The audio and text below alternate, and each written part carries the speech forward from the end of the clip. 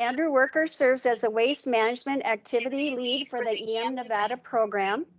He has been with the U.S. Department of Energy with the Office of Packaging and Transportation, and 2 years with the weapons program after completing the year-long weapons intern program offered through Sandia National Laboratory. He has conducted field office level waste management assessments and was a team member for 5 assessments for DOE's Office of Enterprise Assessments that was directed by the Secretary of Energy in 2019. He holds a bachelor's degree in chemical engineering, a master's degree in industrial engineering, and a master's in business administration. So Andrew, we're now ready for you. Barb, I appreciate that. Thank you very much. While I'm presenting, I'm going to go ahead and turn my camera off afterwards when we're answering questions. First, let me say thank you for letting me be part of your agenda. I appreciate you guys letting me take the time to talk about transportation. I had difficulty at the level of doing the presentation, so this may be information you're familiar with, some of it may be new information to you. So on the outline, you can see we're going to cover a lot of topics during this presentation. So I am going to ask that if it's not something that's really pressing, if we could hold the questions till the end. If it's something that's pressing that has a very specific focus on the area we're talking about, I'm okay with an interruption to answer a question there, but my preference would be to wait until the end of the presentation to ask questions. Next slide, please. So just a little bit of background, you know, with Cold War nuclear research and then ongoing DOE mission research and DOE cleanup activities, there's potential to generate a lot of waste that needs to be disposed of. It is DOE's responsibility to consolidate and dispose of that waste compliantly. It is, when we are talking about radioactive waste and under the Atomic Energy Act, the Atomic Energy Act gives the DOE the authority to self-regulate the radioactive materials. So the NRC does not regulate that. It is all the DOE self-regulation. Next slide.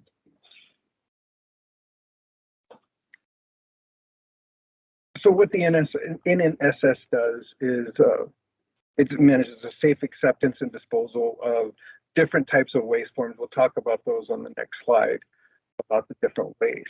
But it's to make sure they get there compliantly and disposed of compliantly.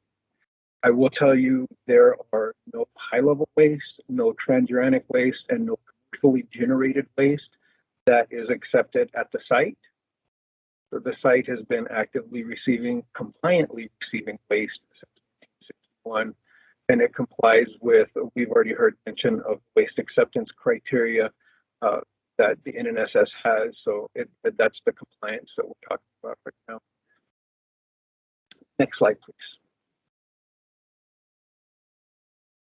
So the types of waste, low-level waste is unique because it doesn't have a definition for what it is. It is defined by what it's not. Low-level waste is not high-level waste. It's not transuranic waste, not spent nuclear fuel. It's not byproduct waste. So it's radioactive waste that isn't any of those things. That's how we define low-level waste. And typically, we find that in metals, debris, or soils, even the PPE. We also have mixed low-level waste. A mixed low-level waste has the low-level waste radioactive component, and it also has a hazardous component as defined by EPA under the Resource Conservation and Recovery Act under RCRA. So those could be solvents, it could be lead, any of the numerous hazardous components or constituents that get mixed with radioactive make that a mixed waste. We also have classified waste that requires protection for national security reasons. With classified waste, it's unique because it may or may not be radioactive and it may or may not be hazardous. So, next slide. So why the NNSS for waste disposal? There's 3 really good reasons. One is it's remote. and that's always a good thing for waste disposal facilities. The site also has a very robust and large security presence, which, you know, just talking about the classified waste on the last slide, that's extremely important. That security presence is very important.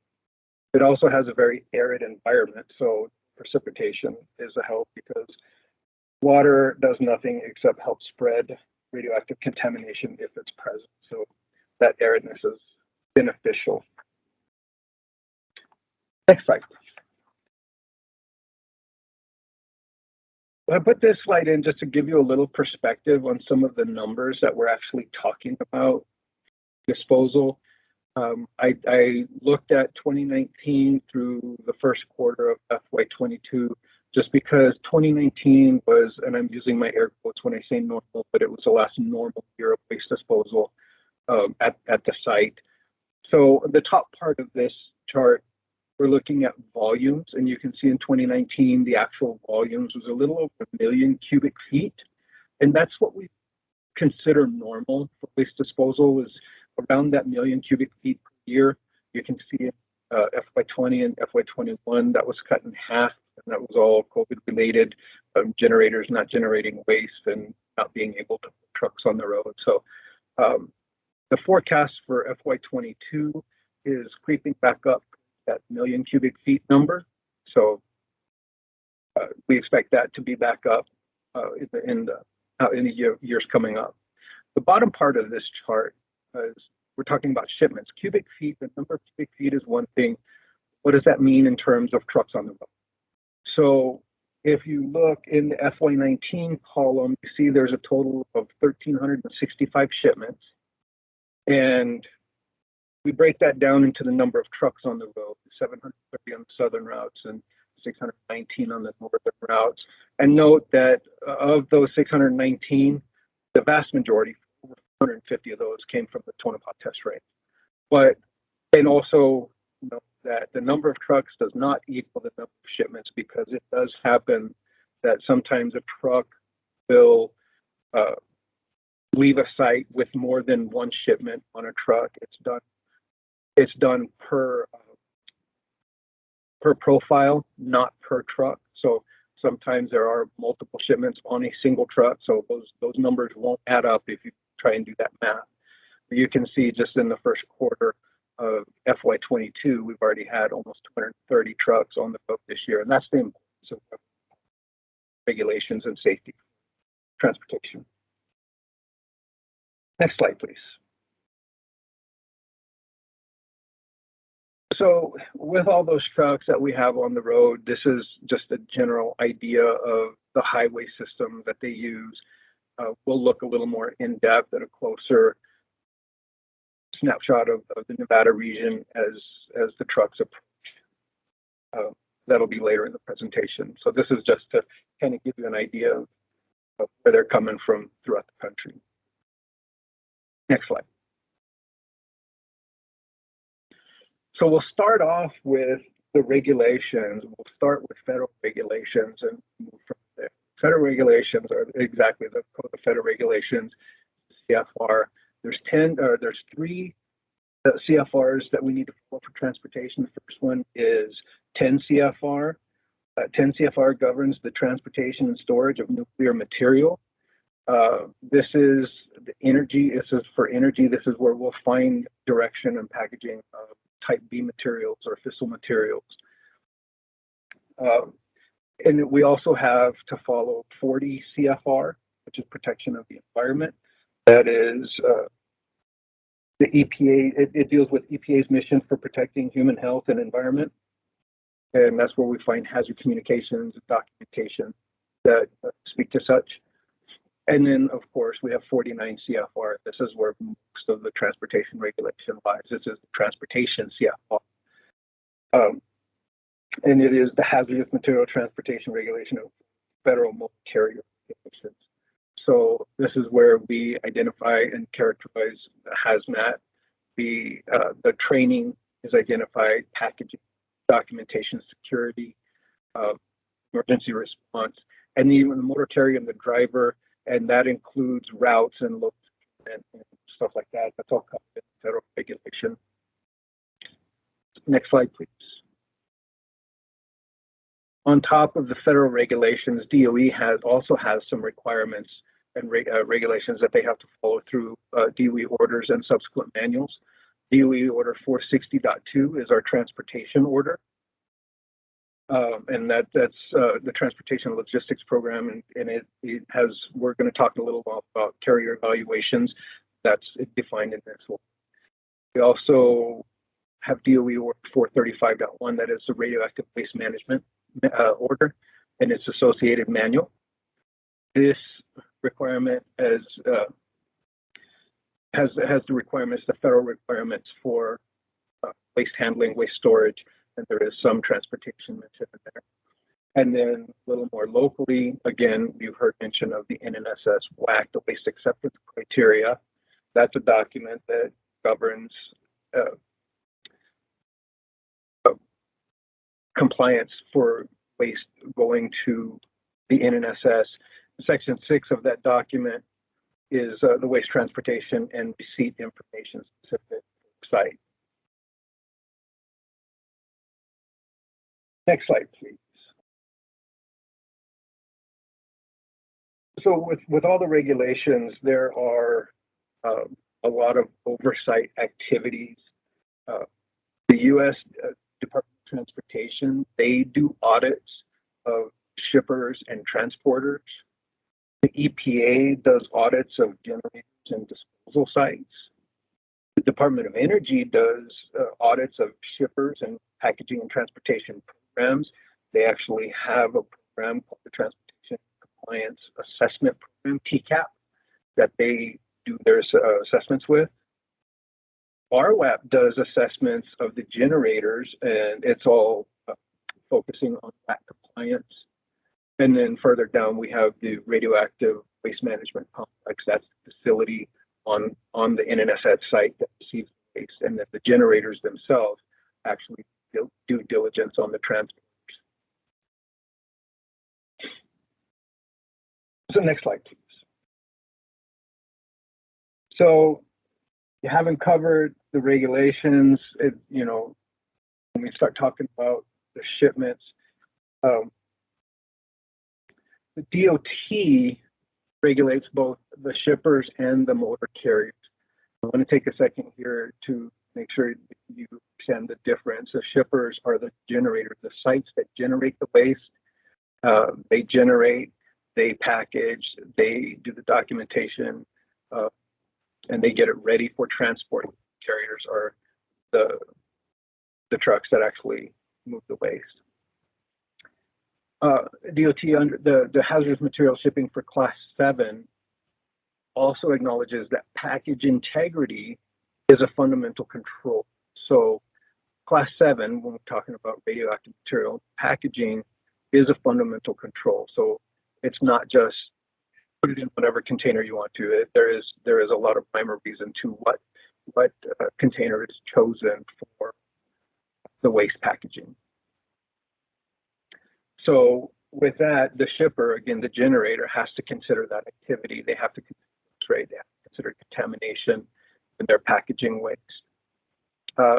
This statement might not make sense, but not everything that is radioactive for the purposes of transportation. What that means is, based on the federal regulations, there's a threshold that has to be met before we consider it regulated waste. So, for example, if we have a large amount of radioactive contaminated soil, but it's a very low level, it doesn't meet the threshold, it's still transported and it's still disposed of as a low-level waste in cells, not regulated per federal and regulations. Next slide, please.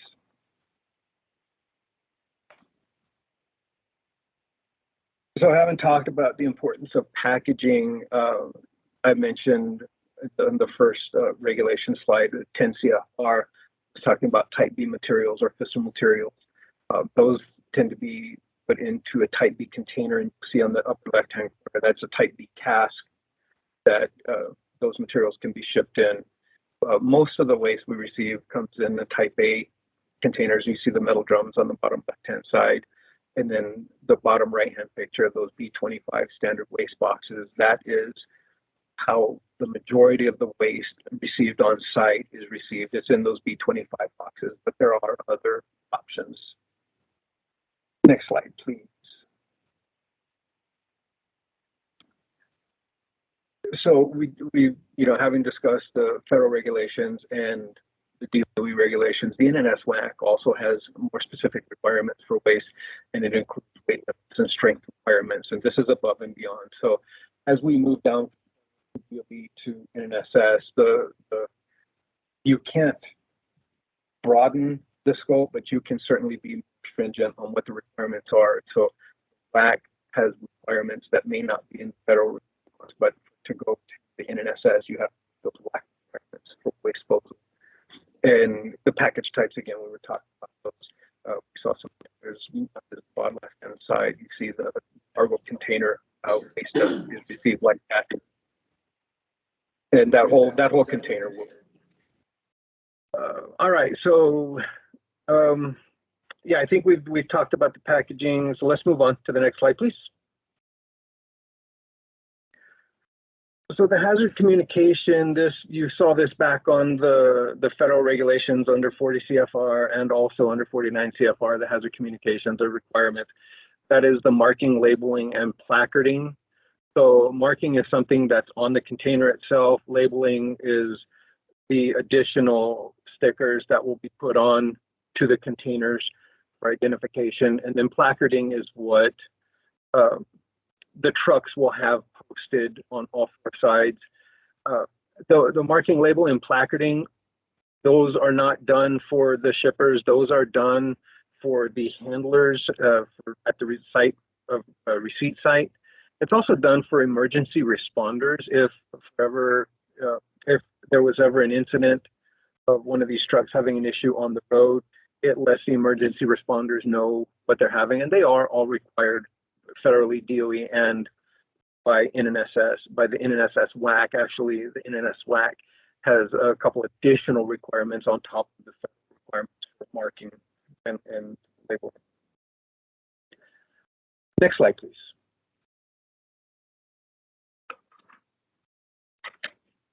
So same with the marking and labeling, that middle picture of the B25 box, that's a really good, you can see the markings on the container. You can see the additional stickers that were put on there for identification purposes. And then the picture on the right, the Class 7 placard, that's an indication that it's a radioactive shipment. And those placards have to be on all four sides of the trailer. So that is placard you can see from any side. Next slide, please. So having talked about the waste packaging, we'll move on to the motor carrier selection. It is the generator site, so it is the shipper that gets to select the motor carrier. However, they have to select it from the DOE Motor Carrier Evaluation Program, the MSEP program. And more specifically, they have a quarterly evaluated carrier performance list, that ECPL. So the motor carriers that transport waste to DOE sites I think there's currently 33 carriers on the list. They are evaluated quarterly, and that's where the generators make their selection from.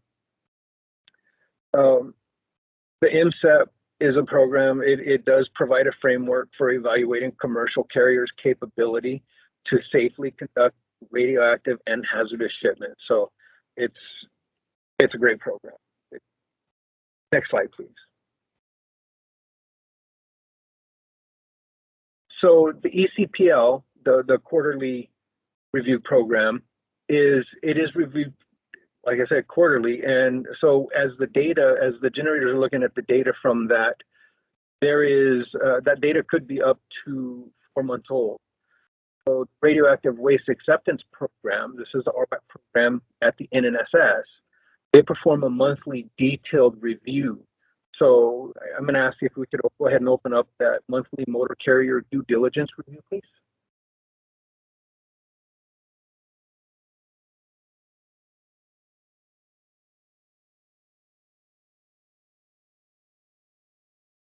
And if we could scroll down just a touch.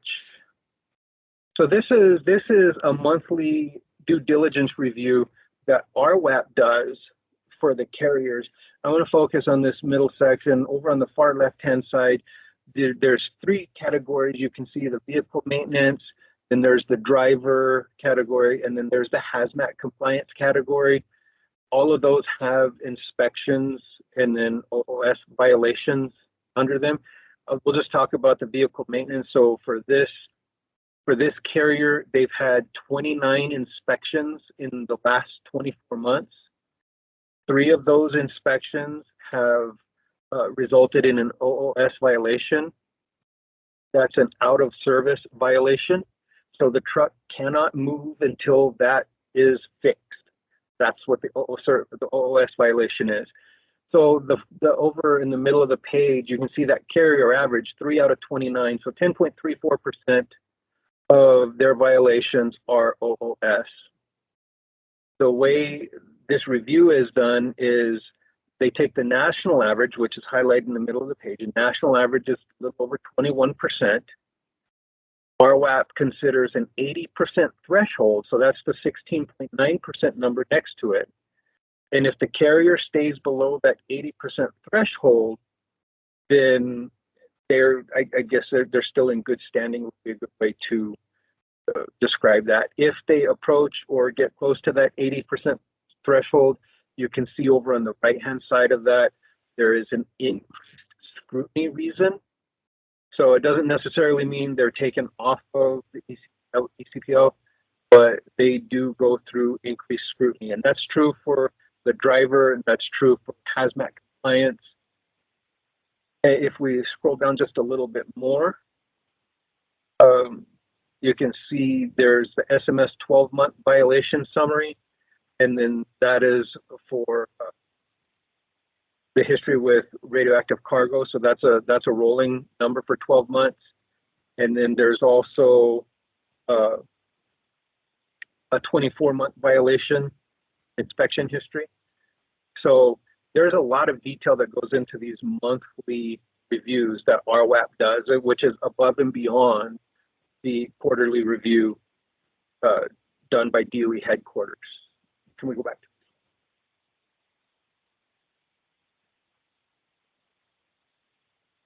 So the second sub bullet under the second bullet it gives information about the Federal Motor Carrier Safety Administration, the Safety Measurement System website. That's where a lot of this data comes from that goes into that due diligence review. If we could open up that Safety Measurement System. Okay.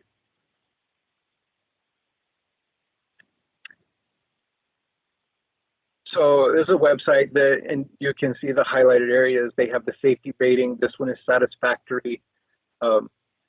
They have the licensing and insurance. That's information that's needed for the reviews. And then they have the out of service rate. So there's more information here on this website. This is one of the tools that RWAP uses to populate that the monthly review. So yeah, let's go back to the slides, please.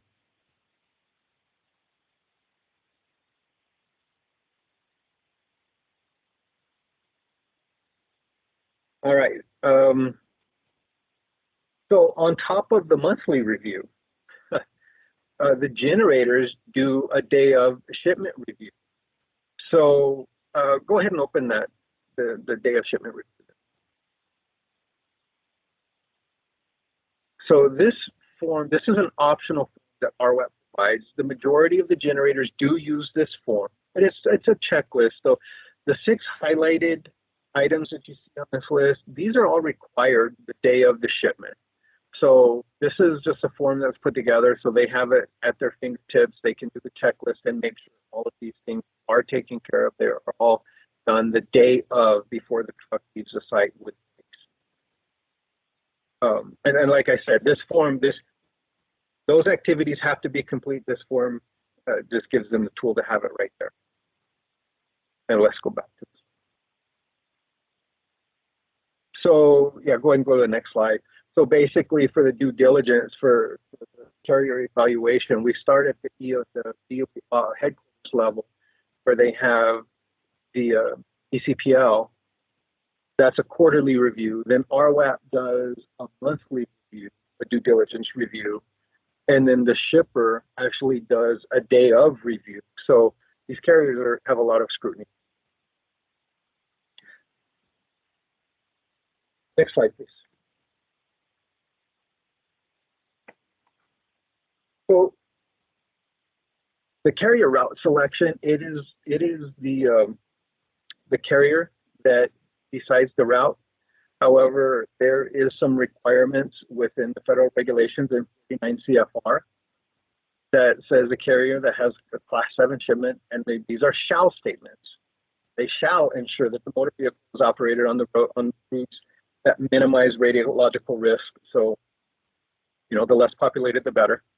And then they shall consider available information on the accident rates and transit time, and the rest of the list on there. So these are shall statements by the 49 CFR that if you're transporting a Class 7 shipment, you have to do.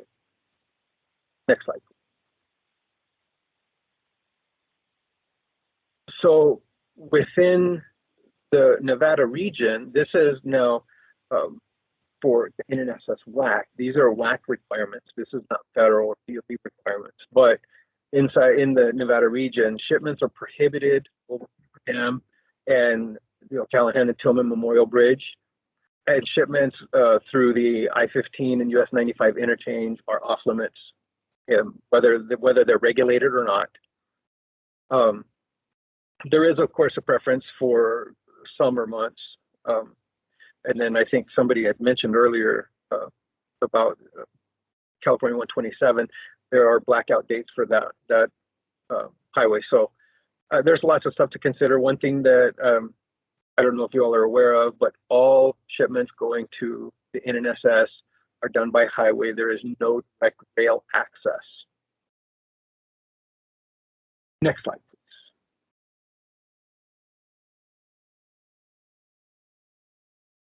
So still talking about shipments, the driver and the generator before the shipment leaves the site,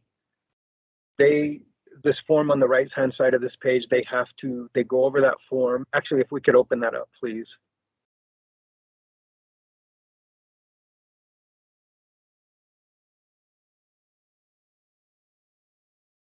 So this is a discussion during the driver out brief. The driver, they actually have to show their credentials. They have to sign off on this.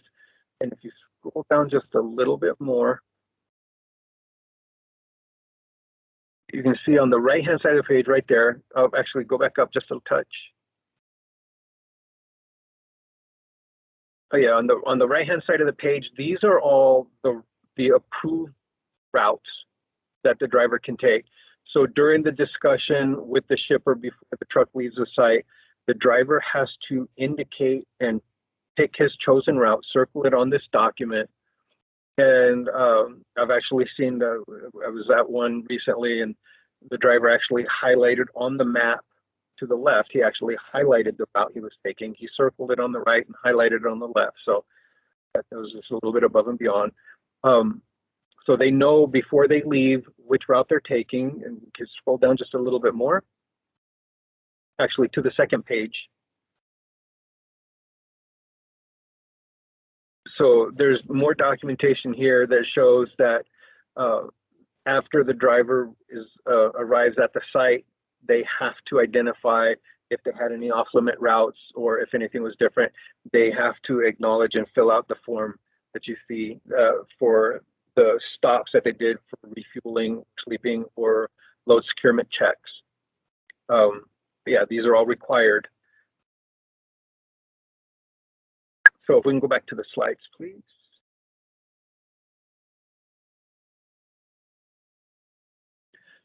And actually, if we can go back just real quick. Thank you. So the second bullet, this document, and it does identify the restricted routes, but it collects information about the stops in Nevada. That was on that second page, and it has the DOT required rest breaks. It has the load securement check. So those load securement checks, those are required every 4 hours, or I'm not sure what the number of miles are, but the drivers have to get out and check and make sure the load is still as secure as it was last time they looked at it. Okay, next slide, please. So this is just to give you a general idea of the information we saw back on that slide that I showed you earlier about the first quarter of FY22 shipments. These are the actual routes coming into the site. You can see the majority of the routes are coming on the southern route. Most of them are coming through the southern route. Kind of small and hard to see, but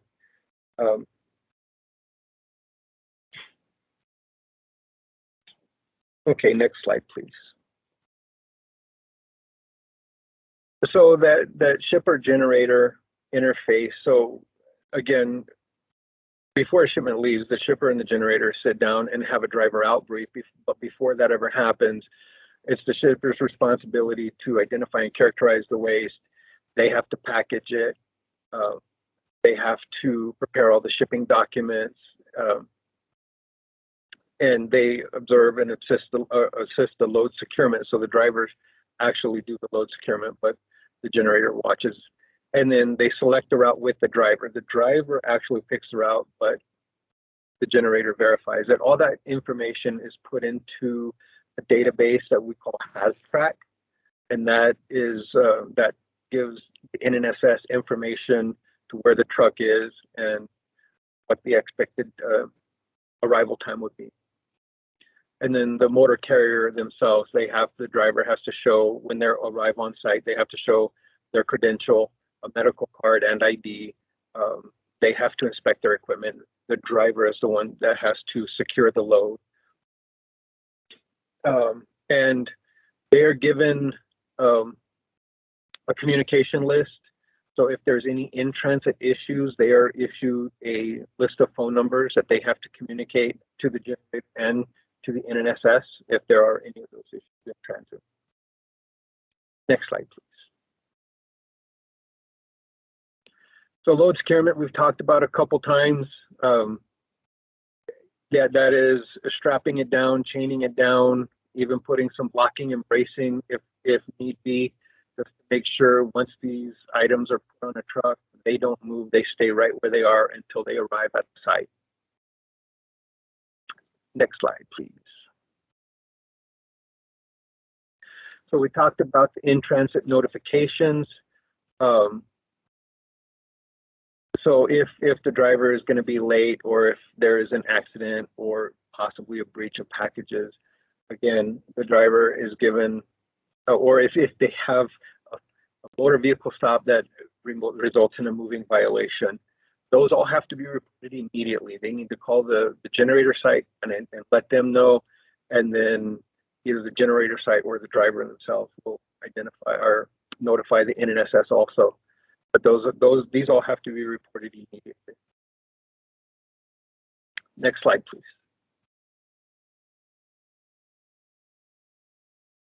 So RWAP has two subject matter experts. One is fully qualified, one is almost fully qualified in transportation. These are the guys, Lee Stevens was talking earlier. He is aware of most everything going on. Yesterday, I was on site at Sandia with one of the RWAP transportation experts, and we witnessed the loading of a truck. It had 4 different profiles on it, so there were 4 shipments on a single conveyance for this package. And the RWAP was there to observe the loading of the truck, to observe the driver out brief, and then after the truck left the site, he went through all of the documentation, each shipping package. Some of these shipping packages, because of the radiological surveys that they do on the truck, before they leave. They can be pretty robust. Some of them can be up to an inch, inch and a half thick. There's a lot of documentation to go through, and it's a verification. But so it's an on-site. He's there the day of the shipment. He's able to watch all of it. He's able to verify all that the paperwork and documentation is done correctly. And then he will write an evaluation report on that that will determine that the shipper is doing what they're supposed to do and the driver was compliant with what the carrier needs to do. Next slide, please. So again, RWAP, going back to, they do the monthly review of the motor carriers. They also try and stay proactive with other communications. They have a daily weather report. Actually, if we can pull that up, they make these reports available. Yesterday when we were on site, the generator actually had to step out for a minute so he could go and print the weather, is the way he phrased it. But he had to print these out so the driver would be aware. Go ahead and scroll through a little bit. These are just some national conditions of what's going on, what to expect in the next day or two. So yeah, and then there's more to it, but we can go back to the slides. They also have conditions in the Nevada region. They have other regional estates, as you can see listed there, that come up. So they print these daily reports, or they provide the daily reports for weather. They also provide email alerts to generators if, for instance, there's any type of natural disaster, or if there's scheduled rope work that maybe the generators are not aware of that might cause a rerouting. So that information is provided by RWAP to the generators. It's available.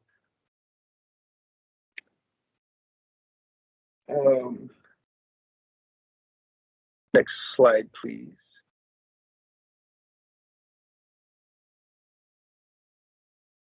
All right.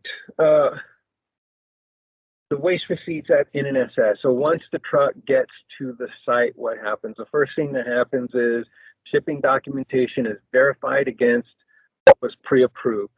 If everything is good, the truck moves on into the disposal facility, and the waste is offloaded and disposed of in one itself. Occasionally, there is a discrepancy in the shipping documentation. There could be something with packaging. There might be bad surveys that cause a discrepancy. And if that happens, everything's put on hold. The truck is placed there. It does not move to the disposal facility. It stays there until the discrepancies are logged, and then if action's taken if need be. So the one thing we all want to be aware of, and we want to make sure it doesn't happen, is a transportation event. The transportation events are, of course, any damage to the truck while it's parked, or traffic accidents, any load shift or leaking or a breach package. So there was no events in the first quarter of FY22. Since January of '99, almost 33,000 shipments have been made to the NNSS. Only 20 transportation events have occurred.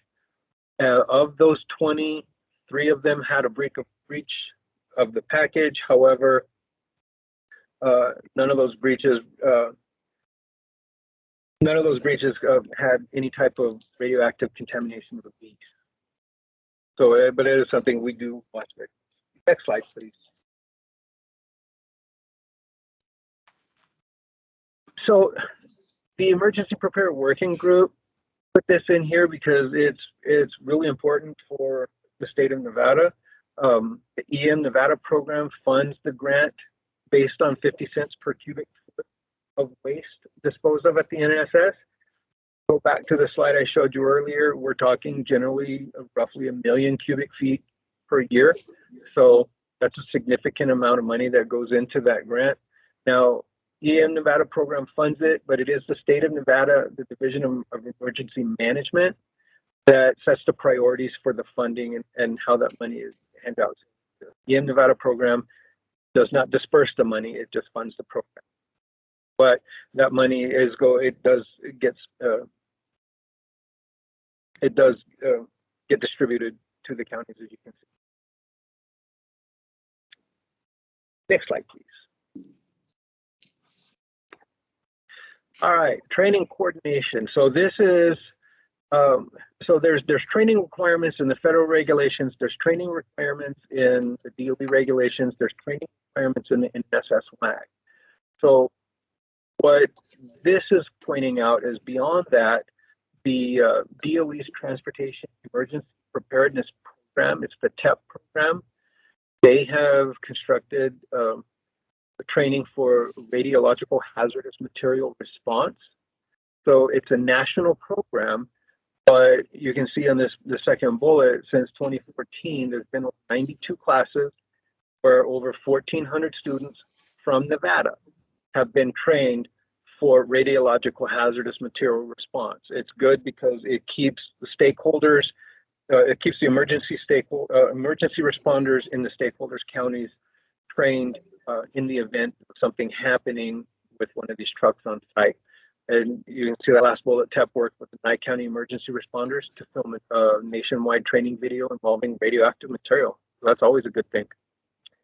And I believe that's it.